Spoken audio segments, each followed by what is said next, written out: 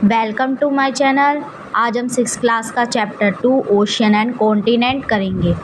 तो हम ये स्टार्ट करते हैं chapter. Let us return to our globe and rotate it gently. जैसे कि हम देख रहे हैं हमारा ग्लोब अर्थ की एक छवि है, वो घूम रहा है। और look at the picture of earth see from the moon. Moon से हमारी अर्थ कैसे लगती है, बहुत कलर दिखते हैं उसमें।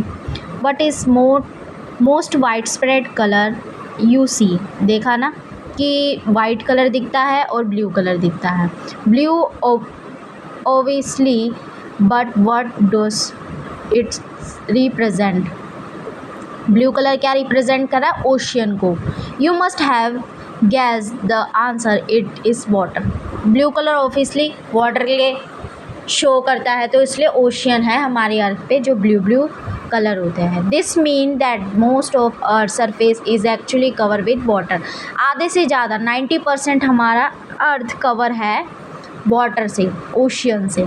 Almost 3/4 of surface, in fact 3/4 ही हमारी सिर्फ धरती है, लैंड का एरिया है। That is why when see from outer space the earth appear most blue. इसलिए हमारी अर्थ है ना, वो बाहर के स्पेस से ना ब्लू ब्लू दिखती है, क्योंकि हमारा लैंड एरिया तो कम है। ज़्यादा एरिया कौन सा है? ओशियन का, ब्लू कलर का। Indeed early astronaut loving called the earth the blue planet. इसलिए हमारी अर्थ को ब्लू प्लैनेट भी कहा जाता है। The largest water bodies we see on the globe are ocean. सबसे बड़ी वाटर बॉडीज़ कौन सी है? हमारी ओशियन, तभी तो वो ब्लू ब्लू होता है हमारा earth. But in the picture of the earth you can see at least one other colour brown. और दो कलर देखे होंगे सिर्फ, एक ब्राउन और एक ब्लू। ब्राउन कलर किसके लिए रिप्रेजेंट होता है? लैंड एरिया के लिए। और ब्लू कलर किसके लिए होता है? ओशियन के लिए। This colour is that of land. जो ब्राउन कलर था वो लैंड एरिया के लिए होता है। Which cover a little over 1/4 of the globe. सिर्फ 1/4 एरिया पे ही हमारा ब्राउन कवर होता है, जो हमारा रिप्रेजेंट करता है लैंड एरिया को। A large body of land is called land mass. जितने भी लैंड का एरिया होता है उसको हम लैंड मास कहते हैं। And large continuous expense of land is called continent. और जितने भी बड़े बड़े एरिया होते हैं ना लैंड मास के, उसको हम कहते हैं continent. Both ocean and continent play a vital role in shipping the climate of the earth. इसी लैंड एरिया में हम सब रहते हैं और इसी में ही क्लाइमेट चेंज होता है, सीजन्स आते हैं, इंसान रहते हैं, जानवर रहते हैं। They affect all aspect of life. इसी में ही हम इंसान रहते हैं, including all plants and animal. सारे लिविंग बींग्स कहाँ पे रहते हैं?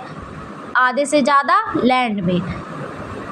वाटर बॉडीज़ में भी रहते हैं, जैसे कि फिशेस और एक्वेटिक एनिमल्स रहते हैं। Therefore human life is too. हमारे ह्यूमन तो ज़्यादातर लैंड में ही रहते हैं।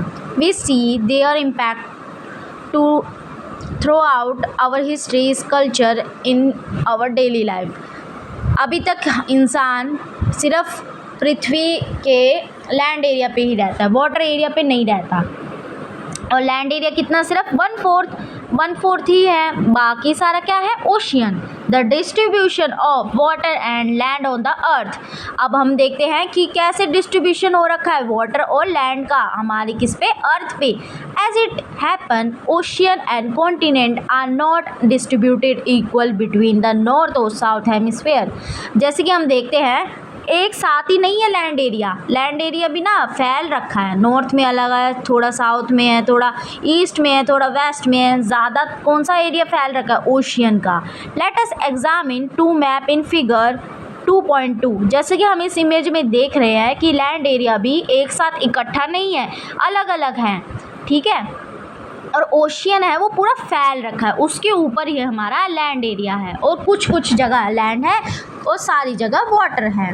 Hair too the blue area consist of ocean. ज़्यादा ब्लू एरिया दिख रहा है, वो कौन सा है? ओशियन का। Along with their smaller extension which have various name.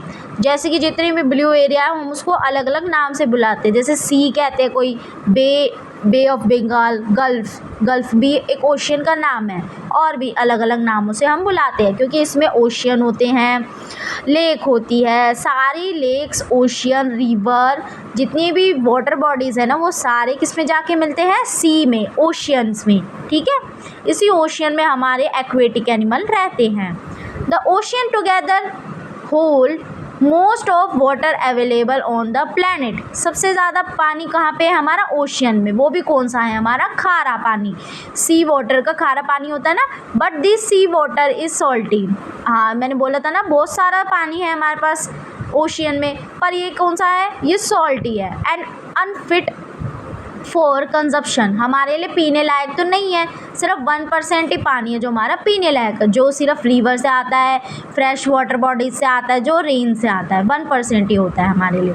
Bye most land animal including human, किसी के लिए भी मतलब वो पानी पीने लायक नहीं है, salty water. On the other hand fresh water make up a very small proportion of the planet water sources. बहुत कम पानी है जो हमारे लिए पीने लायक है। It is found in glacier, glacier में भी होता है, ग्लेशियर मतलब बड़े बड़े बर्फ़ के पहाड़ जो हमारे एंटार्क्टिका में होते हैं, नॉर्थ पोल में, river, lake, in the atmosphere and also underground. Underground water भी हमारे पीने लायक होता है थोड़ा थोड़ा कहीं कहीं का। ओशियन, पहले हम ओशियन के बारे में समझेंगे। वर्ल्ड मैप हमने जो देखा था उसमें ग्लोब में कितना सारा कवर किसने कर रखा है, ओशियन ने। हमारे कितने ओशियन है, 5 ocean, Pacific ocean, Atlantic ocean, Indian ocean, Arctic ocean और साउथ में कौन सा हमारा, एंटार्क्टिक ओशियन। ठीक है, हमारे 5 ओशियन हैं। Although we have listed 5 ocean, हमने उनको नाम दे दिया बड़े बड़े ओशियन के। It is clearly from the map में हम देख सकते हैं और उसको लोकेट किया गया that they are not really separate, ये अलग नहीं है, हमने बस इसको नाम दे दिया गया। जो मतलब जैसे कि इंडिया के नीचे वाला जितना भी पार्ट होएगा ना वो इंडिया ओशियन कहलाएगा, वैसे ही और ओशियन को हमें नाम दे दिए गए। The line that divide them on map are no more than convention, the natural world does not follow such boundaries. जितनी भी मतलब इंडिया के, पता नहीं श्रीलंका आता है, श्रीलंका के थोड़ा सा नीचे जाके जितनी बाउंड्री होती है ना वो इंडिया का एरिया कहलाता है। वाटर में भी उतना एरिया इंडिया का ही कवर रहेगा, इसलिए उसका नाम इंडिया ओशियन रख दिया, इंडियन ओशियन उसका नाम रख दिया क्योंकि वो हमारी बाउंड्री के अंदर आ रहा है, बॉर्डर एरिया के अंदर आ रहा है। Sea water for example constantly follow across different ocean sustaining a rich diversity of marine life. Marine life का मतलब है जितनी भी पानी में जीव जंतु रहते हैं उनको हम मरीन लाइफ कहते हैं, जैसे कि एक्वेटिक एनिमल कहते हैं। Many plant and animal species can found across multiple ocean, मतलब हमारे ओशियन में बहुत तरह की स्पीशीज रहती है। स्पीशीज का मतलब जैसे कि प्लांट्स, कितने तरह के प्लांट्स होते हैं एक्वेटिक एनिमल में, एक्वेटिक मतलब एरिया में बहुत सारे होते हैं। एनिमल भी बहुत तरह के होते हैं, जैसे sea horse, well, dolphin, fish, बहुत तरह के रहते हैं, वैसे ही उसको मरीन लाइफ कहते हैं। द मरीन फ्लोरा मतलब प्लांट को हम साइंटिफिक नेम में फ्लोरा कहते हैं। Including tiny plant call algae, काई होती है ना, काई वो भी हम देखते हैं ना जहाँ पानी इकट्ठा होता है वहीं पे होती है, तो वो भी एक तरह से एक्वेटिक प्लांट की स्पीशीज में आती है। And all kind of seaweed मतलब घास, समुद्री घास होती है ना उसको सीवीड कहते हैं। The marine Fiona consist of 1000 of species of colourful fish. Fiona मतलब ये एक साइंटिफिक नेम है, किसके लिए डिनोट किया गया है, एनिमल के लिए, मतलब हमारे पास हजारों तरह की स्पीशीज है, किसमें, पानी में, जैसे कि fish, dolphin, well and countless mysterious deep sea creature. मतलब हमने तो अभी जितना 1% ही ओशियन में डिस्कवर किया है, जिसमें हमें थोड़े से ही स्पीशीज़ के बारे में पता है, पर डीप सी में और भी ज़्यादा क्रिएचर रहते हैं, और भी ज़्यादा स्पीशीज़ है जो हमने अभी तक डिस्कवर नहीं की है। Each part of ocean from the sun light surface to dark depth has its own diverse life form. जहाँ तक सूर्य की किरणें जाती है ना वहीं तक ही हमने अभी डिस्कवर किया है, वहाँ तक भी बहुत सारी स्पीशीज़ होती है, पर जहाँ तक सूर्य की लाइट नहीं जाती ना डीप सी तक, वहाँ तक भी लाइफ है ओशियन में, वो अभी डिस्कवर नहीं हुई है, धीरे धीरे हो रही है। और ये हमारा ग्लोब है, ग्लोब में दिखा रखा है कॉन्टिनेंट कहाँ पे है और ओशियन, ये रहे हमारे ocean, 5 ocean. It is visible on the map. The Pacific Ocean is the largest of all. Pacific Ocean सबसे बड़ा है, follow by Atlantic Ocean, Atlantic Ocean से। Indian Ocean is the third largest ocean. तीसरे number पे कौन सा आता है हमारा Indian ocean. While the Southern Ocean is the fourth, the smallest is the Arctic Ocean. चौथे नंबर पे आता है Arctic ocean. Ocean and disasters, ocean और डिज़ास्टर, डिज़ास्टर मतलब वो अर्थक्वेक, सुनामी, ये सबको डिज़ास्टर कहते हैं, natural disaster. Returning the picture of the earth at the start of this chapter, you may have notice white shapes across the globe. हमने देखा था कि वाइट जितनी भी लाइन थी ना उसमें ग्लोब में, did you guess what they are, तुम गैस कर सकते हो वो क्या है। They are large mass of cloud, मतलब वो बादल हैं। Such cloud bring rain to the continent, वो कॉन्टिनेंट के ऊपर होते हैं जितनी भी बादल, उसको डिनोट किया गया है वाइट कलर से, वो रेन करते हैं। Instance the monsoon rain, monsoon में जो रेन होती है ना जैसे सावन में बारिश होती है वैसे। We in India expect every summer originate in the ocean, without such rain our agriculture and all life will suffer. अगर बारिश नहीं होगी तो हमारे जो अनाज उगा रखा है ना तो वह उगेगा कैसे, क्योंकि बारिश पे ही हम ज़्यादातर डिपेंड रहते हैं। इरिगेशन में भी डिपेंड रहते हैं पर इरिगेशन की फैसिलिटी कहीं कहीं तक पहुंच नहीं पाती, तो हम पुराने ज़माने की तरह ही बारिश पर डिपेंड रहते हैं। बारिश से ही हमारे कैनाल्स भरते हैं और डैम भरते हैं, फिर वो ही इरिगेशन में काम आते हैं। जब तक वो बारिश नहीं आएगी तब तक पानी कैसे मिलेगा हमें, इसलिए हम उस पर फुली डिपेंड होते हैं। बारिश बहुत ज़रूरी है हमारे एग्रीकल्चर के लिए। But ocean often also give rise to storm, ocean है, ओशियन में ना ठंडा स्टॉर्म मतलब वो तूफ़ान भी आते हैं, जैसे बवंडर बन जाता है ना, लो प्रेशर से हाई प्रेशर से मिक्स होके एक बवंडर मिलके बन जाता है। Violent even with extreme rainfall, उसकी वजह से बहुत सारी रेनफॉल हो जाती है। Our strong wind such as cyclone, मतलब वही तूफ़ानी वाला बवंडर, which can cause wide spread damage, वो बहुत सारी डैमेज मतलब नुकसान पहुँचाता है किस पे, तटीय इलाके पे, कोस्टल एरिया पे, जैसे कि गोवा, जितने भी हमारे ओशियन से सटे हुए राज्य है ना उसको हम कोस्टल एरिया कहते हैं, तटीय इलाके जो हमारे ओशियन के तट पे बने हुए हैं, वहाँ पे बहुत सारा डैमेज होता है। जैसे कि हम देखते हैं कि बारिश आने से पहले या तूफ़ान आने से पहले बहुत बड़ी हवा चलती रहती है, लहरें पीछे जाती है, हाई टाइड आती है, उसकी वजह से हवा भी बहुत तेज़ चलती है, उसकी वजह से बहुत सारा नुकसान होता है फसल में भी और हर चीज़ में। Coastal region of the world, सारे ही कोस्टल रीजन पे ये होता है क्योंकि सबसे पहले वही इफ़ेक्ट करेगा, फिर बाद के पीछे के राज्यों पे जाएगा वो तूफ़ान। अ tsunami is another natural disaster, tsunami के नाम पे तो सुना होगा ना, सुनामी भी एक बड़ी लहर होती है जिसकी वजह से जो कोस्टल एरिया होता है वो डूब जाता है और वहाँ पे बहुत बड़ा नुकसान होता है। The originate in the ocean, ये सब ही ओरिजिनेट कहाँ से होते हैं, ओशियन से। It is a huge and powerful wave generally cause by strong earthquake, पानी के अंदर भी ना भूकंप आता है जिसकी वजह से पानी हिलता है और हिलने से वो बवंडर की शेप ले लेता है, बड़ी बड़ी लहरों की शेप ले लेता है। वॉल्केनिक इरप्शन, समुद्र में भी ना वॉल्केनो होते हैं ना, वो ब्लास्ट होते हैं।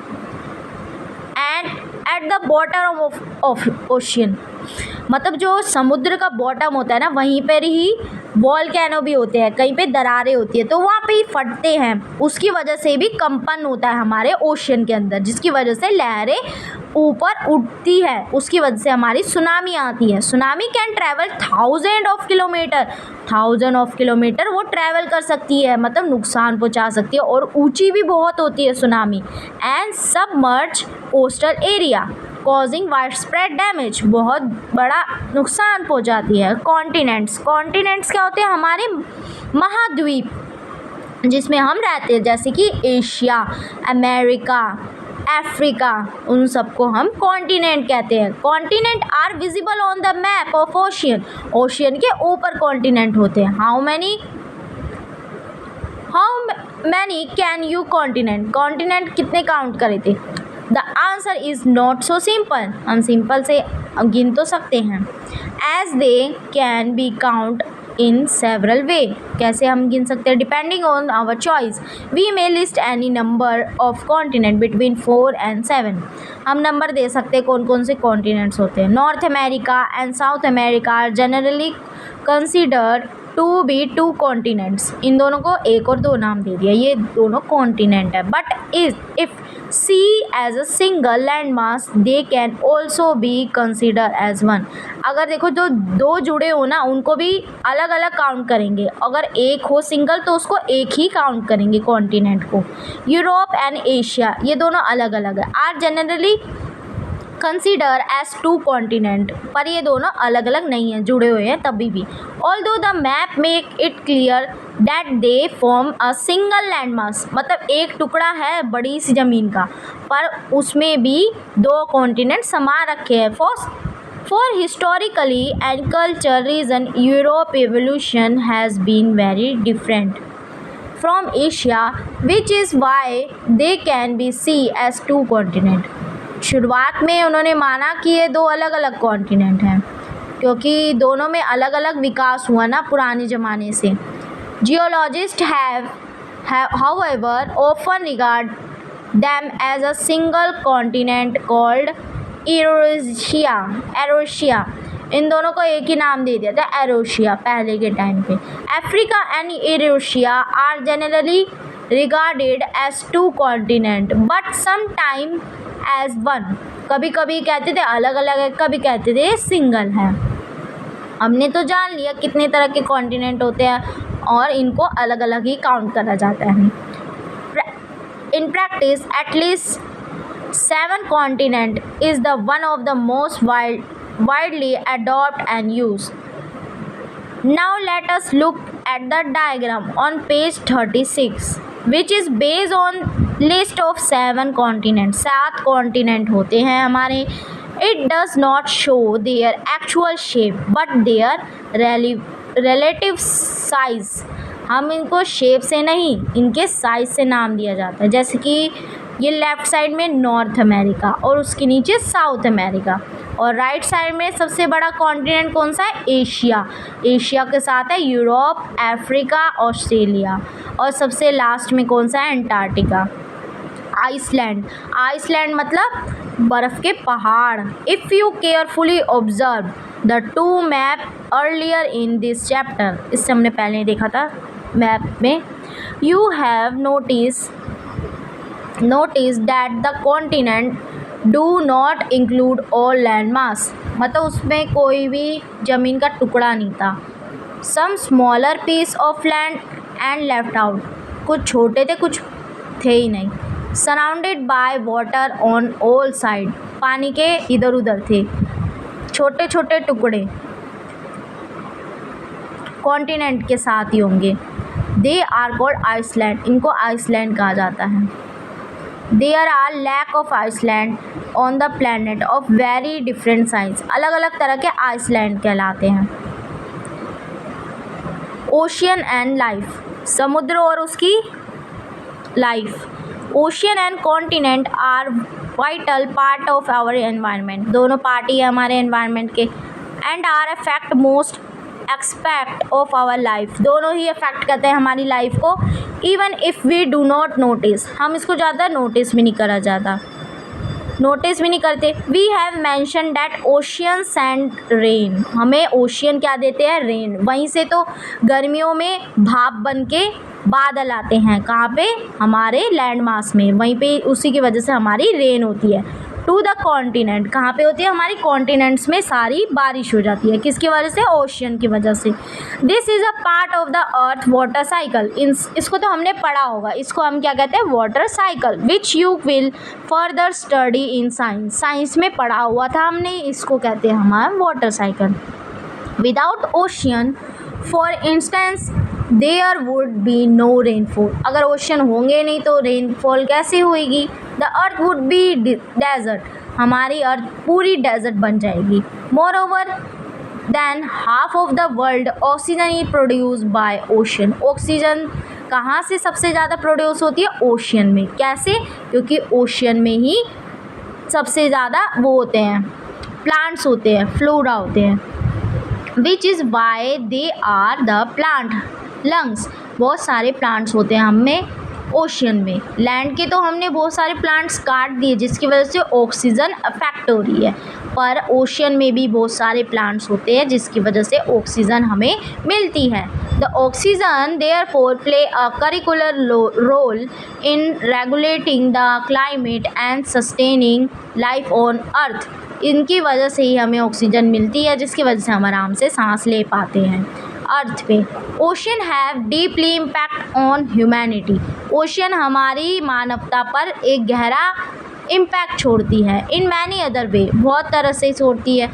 From early time people have use ocean and sea to migrate to other region, पहले के ज़माने में ओशियन किस लिए हेल्प आते थे, इधर उधर जाने के लिए, व्यापार के लिए, शिफ्ट होने के लिए हमने ओशियन का यूज़ करा है पुराने ज़माने में। To trade in all kind of goods and conduct military campaign and a source of food through fishing, हम ओशियन से फ़िश भी खाते हैं, तो हमारा फूड का सोर्स भी थी पहले ओशियन, अभी भी है खैर। Ocean have also nourishing the culture of coastal people all over the world, जितने भी कोस्टल मतलब समुद्र के किनारे जितने भी राज्य है, ये कंट्री है ना, सारी ही कंट्री वैसे समुद्र के किनारे हैं, जिनके मतलब कोस्टल बॉर्डर एरिया, जो मतलब कोस्टल एरिया पे जितने भी मतलब स्टेट है ना, वो बहुत उसका कल्चर अलग होता है। वहाँ पे ज़्यादा तुम्हें फ़िश मिलेगी खाने के लिए और बीच मिलेगा, सी पास में ही होएगा। Almost all of them have tales and lands, वहाँ पे अलग अलग कहानियाँ भी मिलेगी क्योंकि वहीं के रास्ते डाकू भी आते थे एक राज्य से दूसरे राज्य, और वैसे ही हमारे यहाँ पे ब्रिटिशर आए, किसके रास्ते, ओशियन के रास्ते। About the sea god and goddesses, sea monster and treasure from the sea, अलग अलग तरह की कहानियाँ मिलेगी, किसकी तरह, भगवान की कहानियाँ, लुटेरों की कहानियाँ, मॉन्स्टर की कहानियाँ। इसलिए हमें वहाँ के मतलब सी के जो पास एरिया होते हैं वहाँ पे अलग अलग तरह की कहानियाँ सुनने को मिलती है। The ocean danger but also their blessing, कई लोग सोचते हैं ओशियन बहुत डरावना है और कई कहते हैं ये हमारी ब्लेसिंग देता है क्योंकि वहाँ से हमें फूड मिलता है, हम इधर से उधर ट्रैवल कर पाते हैं आसानी से। आगे बढ़ते हैं, ख़त्म हो गया ये chapter. Thank you for watching. Next video coming in soon.